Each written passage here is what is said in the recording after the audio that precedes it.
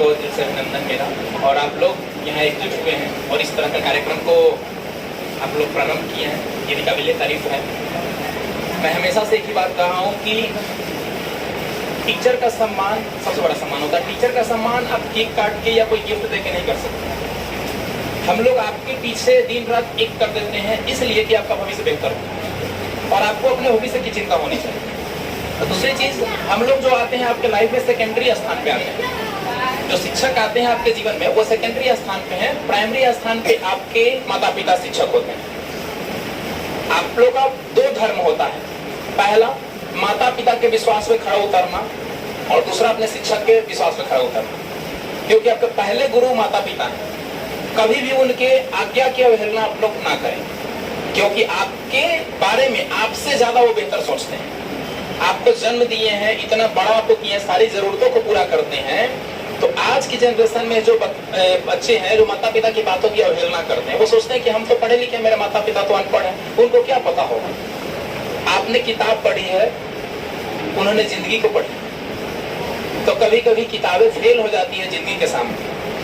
तो आपसे ज्यादा उनके पास तजुर्बा है, अनुभव है, और आपसे ज्यादा आपके बारे में वो चिंता करते हैं और सोचते हैं। तो इसलिए माता पिता की बातों का अवहेलना ना करें। और जहां तक गुरु की बात है, शिक्षक की बात है, वो आपका शिल्पकार होते हैं। जिस तरह से आपकी संरचना करना चाहे वो कर सकते हैं।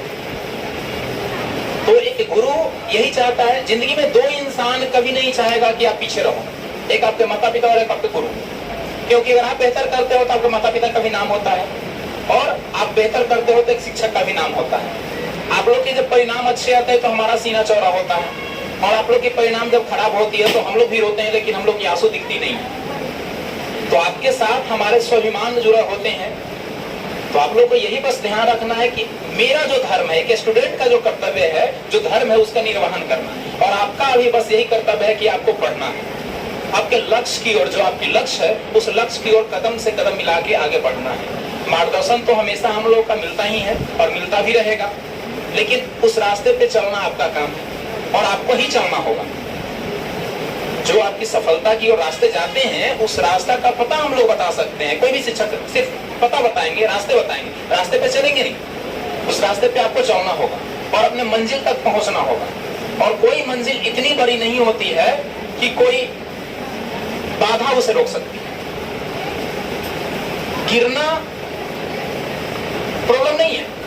हम लोग ठोकर खा के गिर जाते हैं, कभी एग्जाम होता है, टेस्ट होता है, नंबर कम आता है, वो गलत चीज नहीं है। लेकिन ये चीजें मान लेना कि क्लास में हम सबसे कमजोर हैं, हम बेहतर नहीं कर सकते हैं, ये आपकी गलत मानसिकता है। वहां आप टूटते हैं, वहां आप कमजोर होते हैं। आपको ये चीज सोचना है कि एक बार गिरे हैं ना, तो गिरना तो इंसान की फितरत है। गिर के खड़ा ना होना आपके अंदर कमियां है। तो जब एग्जाम होता है, टेस्ट होता है, टेस्ट में नंबर कम आता है, तो उसे सीख लीजिए ना कि हमें कहाँ कमियां रही कि मेरा मार्क्स कम आया, हमें आगे और बेहतर करने के लिए क्या करना होगा।